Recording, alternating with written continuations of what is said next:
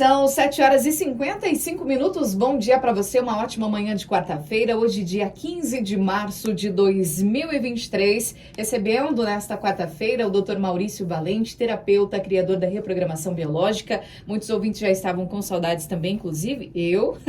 Obrigado, Carla. Tudo bem, doutora? Seja bem-vindo. Eu tô bem, e você, mais uma vez, muito obrigado pelo convite, viu? Tô muito feliz de estar aqui. Imagina, nós também. E hoje falando sobre o impacto das tragédias na vida das pessoas, né? O que pode causar, como que a gente pode lidar com isso, trazendo esse tema tão importante, né? Porque assim, a gente observa muitas tragédias que vêm acontecendo de uma forma natural, né? Como lá em São Sebastião, que aconteceu, né? Aquele deslizamento, enfim. Aqui na nossa região também a gente observa muitas tragédias, seja acidente, seja também, enfim, inúmeras, né? São inúmeras as tragédias que vêm acontecendo diariamente na vida das pessoas. Como que a gente faz para lidar com isso, doutor?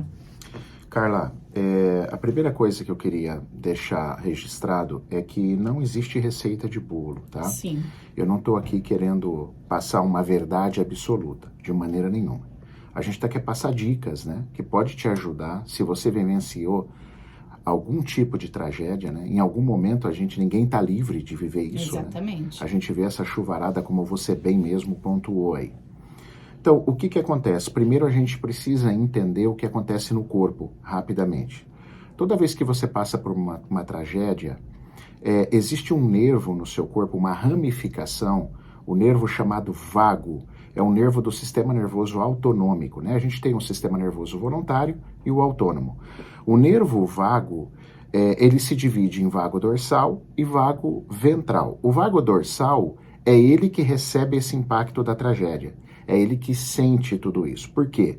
Porque há um perigo, há uma ameaça, há uma dor. Então, o vago dorsal, ele entra muito forte no corpo. E aí ele libera cortisol, ele libera hormônios estressores, né? Ele libera várias substâncias no corpo que, quando elevadas, essas substâncias podem fazer muito mal. E aí, o que acontece? Existe um período, como se o corpo tivesse um período de tolerância. Ele consegue se adaptar a esses impactos. Porém, se isso persistir por muito tempo, isso pode levar a mudanças de comportamento muito sérias e também a doenças, por causa do excesso de estimulação do nervo vago ventral. O vago dorsal, perdão. O vago ventral já é o nervo que equilibra isso. É o nervo do contato, do amor, da segurança. Então você vê que uma pessoa numa tragédia, esse estímulo está praticamente guardado na gaveta, porque você não está se sentindo seguro, você está se sentindo desamparado, pelo contrário, você perdeu alguém que você ama.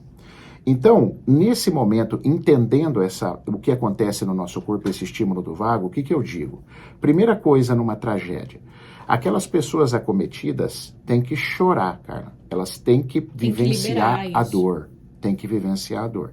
A gente tem uma mania cultural de uma pessoa, quando passa por uma tragédia, desde uma tragédia grande até a perda de um ente querido, que também é uma tragédia, a gente tem mania de falar, você tem que ser forte.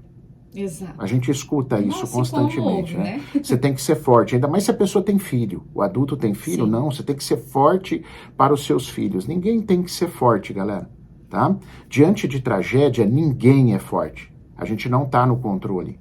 Então, a primeira coisa é deixar isso extravasar, beleza? Bom, à medida que os dias vão passando, né? Você vai passar dias muito difíceis e isso não tem como evitar.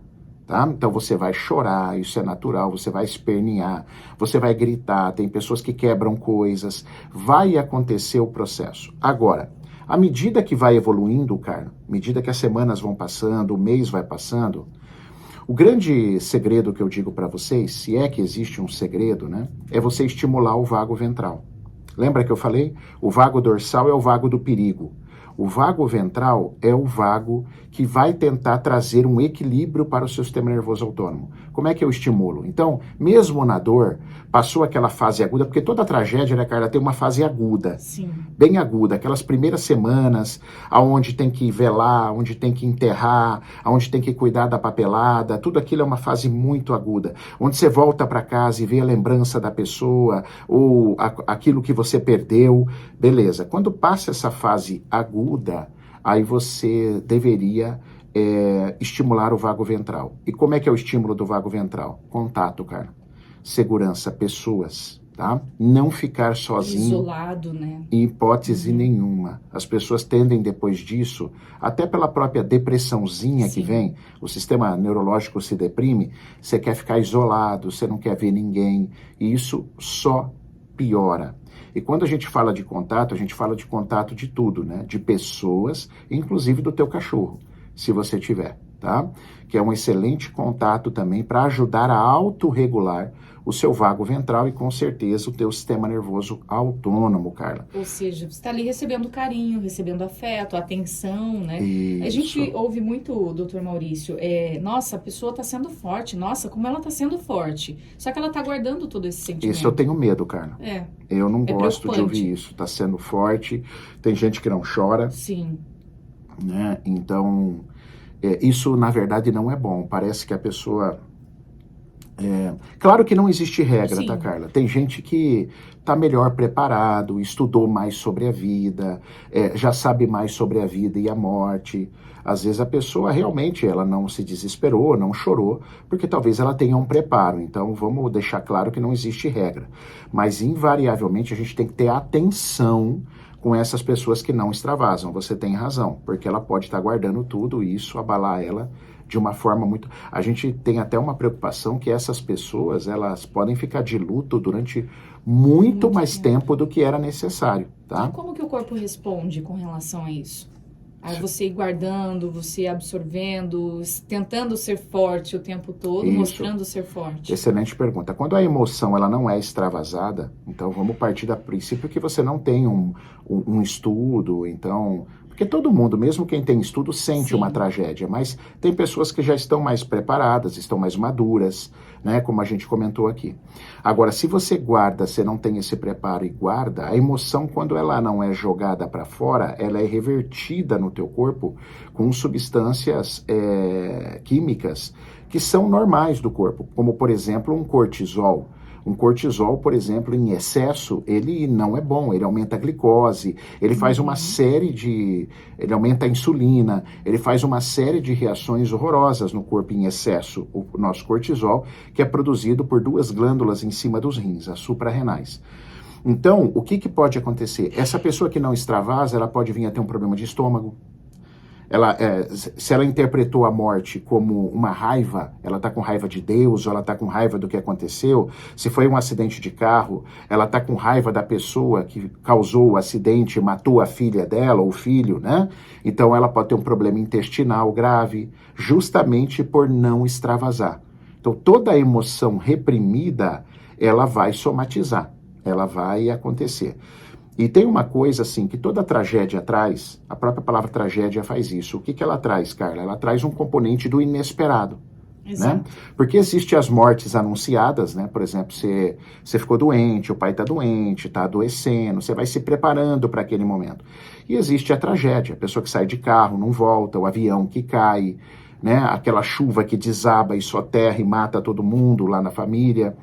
Então, assim, essas tragédias, ela tem um componente do inesperado muito forte. É uma surpresa. É um elemento surpresa. Como a gente fala, um baque, né? É o baque. Nossa, eu tive um baque. Pegou de surpresa. É muito dramático, me pegou de surpresa. Esses eventos, normalmente, por si só, Carla, eles já vão criar uma somatização. Por si só, tá? Mesmo que você não queira. Porque ele te pegou desprevenido, o corpo já vai reagir, liberando em você um programa de defesa que, às vezes, a pessoa que não conhece sobre isso vai chamar de doença, tá? Exato. Então, às vezes, passa aí 5 dias depois de uma tragédia, você começa, por exemplo, a ter uma dor de garganta horrorosa, você começa a ter um problema de estômago horroroso, você tem uma dor na nuca, e aí você não sabe, você acha que você está doente, alguma coisa desse tipo, e na verdade é um programa lançado de acordo com aquele evento inesperado que aconteceu da tragédia, tá? Então isso por si só. Agora, se você guardar,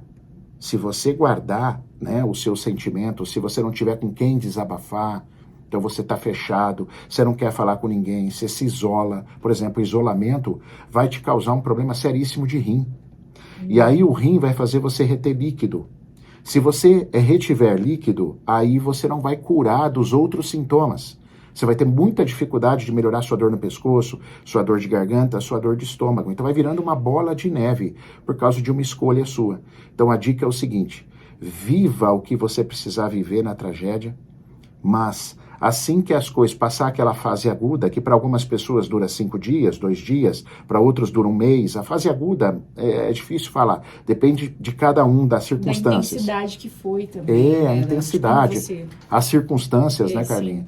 E a partir disso, aí começa a, pelo menos mesmo que você não tenha vontade, a procurar pessoas, a desabafar, a encontrar ombros amigos, né? Muito contato social, lugar onde você se sinta seguro, porque isso vai ajudando você a reequilibrar diante daqueles fatos terríveis que aconteceram ali, que infelizmente não tem volta, né?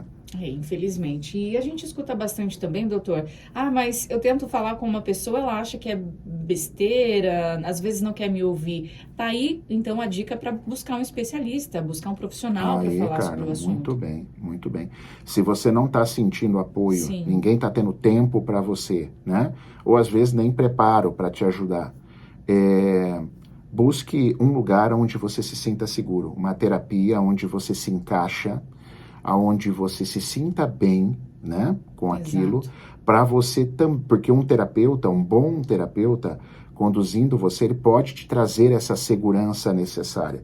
E por quê? Vamos relembrar. Por que a segurança é importante? Porque ela vai te estimular o seu vago ventral. Lembra? Por isso que eu comecei com essa teoria polivagal do Dr. Stephen Porges. Então, vai estimular o seu vago ventral. E isso vai ajudar você a equilibrar o vago dorsal, que é aquele que está sofrendo demais por causa da própria tragédia em si. E ali você se reequilibra. Então, a Carla colocou muito bem. Se você não tem ninguém de apoio, é hora de buscar um profissional, sem dúvida nenhuma. Muito bem, doutor. Obrigada. É um assunto, mais uma vez, né, que vai rendendo, a gente vai falando, perguntas vão surgindo. E a gente fica muito feliz em recebê-lo nessa manhã. E já deixa aí a dica, né, para os nossos ouvintes, as redes sociais, como que faz para te encontrar. Inclusive, essa entrevista, ela fica salva lá no meu canal do YouTube, tá? Maurício Valente Oficial. Você me acha Maurício Valente Oficial, tanto no YouTube quanto no Instagram. Tem muito conteúdo gratuito aí para ajudar vocês. E, mais uma vez, muito obrigado pelo convite. Estava com saudade também, hein, Carla? Então, estávamos. Coisa boa. Obrigada, doutor. Obrigado, boa querida. Semana. Bom trabalho. Boa semana.